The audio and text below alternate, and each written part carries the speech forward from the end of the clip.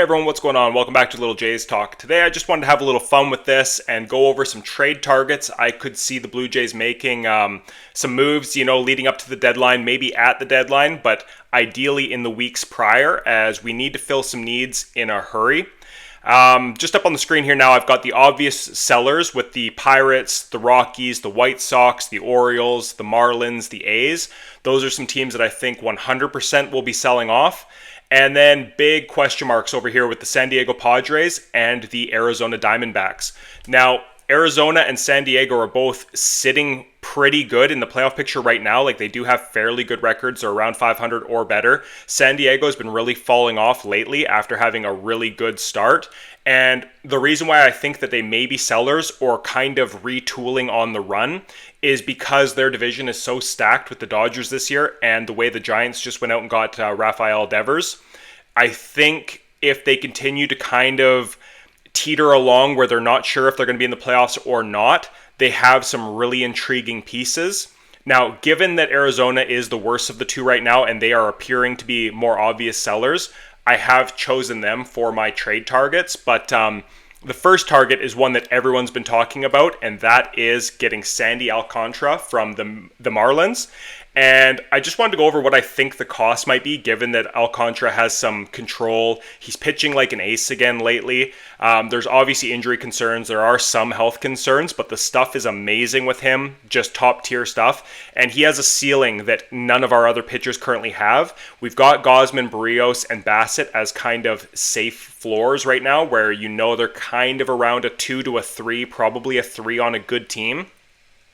But we need somebody who raises that ceiling, who, if we catch lightning in a bottle, could be an ace for us, could be a game one of the playoffs starter. And I believe that's Sandy Alcantara. Now, I've seen different trade packages floating around with him. As I mentioned, his name has been rumored a lot. I've seen Ricky Tiedemann going. I've seen Trey Savage going. I've seen lots of deals like that. I don't think we would need to send Trey Savage or Arjun Nimmala unless he continues to just absolutely dice people up going into the deadline and just drives the market up like crazy. If there's tons of bidders, then maybe it could get into a Trey Savage situation.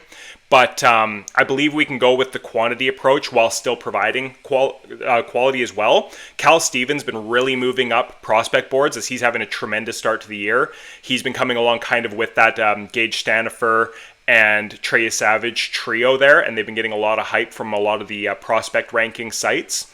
So I believe Cal Steven could be used as a key component of this trade.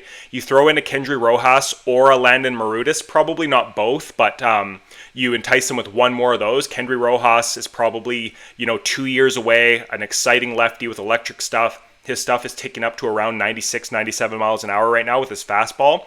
And he himself is coming back from injury. Landon Marutis is also coming back from injury. He's throwing, really nice breaking pitches. His fastball hasn't quite caught back up to where it was pre-injury, but he's also a very intriguing pitching prospect that I think would be high up on a lot of teams' boards looking to acquire somebody from the Blue Jays farm system. And then I don't know who to go with here on the hitting side. I threw in Aurelvis Martinez. Obviously, whoever on the hitting side that you go with would impact whether you have to give up Rojas or Marutis or both kind of thing, and what the Marlins are specifically looking for. But Aurelvis Martinez has become disposable right now just because we've got Vlad locked up at first base. We've got Barger playing his way into third base. We've got Santander already locked up. And then you'll see a trade that I'm making after this where Aurelvis, given that he's major league ready, he probably is expendable right now, and this trade is a nice balance of guys who are just entering their service time and guys who haven't even started their clocks yet. So Aurelvis would be the exciting piece to show the fans either this year or definitely by the start of next year, and then you get a couple starting pitchers who are probably 2026, like late 26 to early 27s, so you're kind of probably 12 to 18 months away from seeing them, but very high upside and very intriguing prospects. So that's what I would build the trade around for Sandy Alcantara. And now the next one is going out and getting Josh Naylor and Jalen Beeks from the Arizona Diamondbacks. And I just have identified two deals here because obviously there's so many different ways this can go.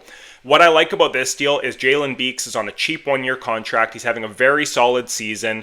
Arizona as I mentioned, are falling out of the race a little bit now. They've had a lot of injuries to their bullpen. They're underperforming, but they have a very solid core in place and they have a very bright future. Now, both these guys are walking at the end of the year, so they are just rentals. So I don't think it will cost that much. We saw Josh Naylor get traded in the offseason with a full season of control, and he got, Slade Ciccone and a comp pick, I think is what he got, a B comp pick. So not a ton there, even when he had the full year. Now that you're getting him as a rental, he's a bit of a luxury piece. He's insurance for Anthony Santander, who when he comes back, hopefully he's fully healthy and he can play either left or right field, however they want to shake that out in the outfield. But right now, nobody's really running with those outfield jobs. Nathan Lucas is a good piece. Miles Straw is a good bench piece.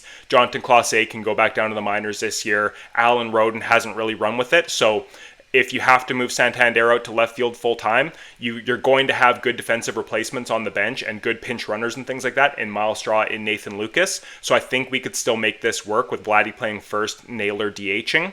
So yeah, I really like this. It gives us a lefty power bat. He's got an OPS in the low 800s, so he's not an MVP candidate by any means, but he is a very solid bat and he provides a bit of power. He's got 9 home runs this year.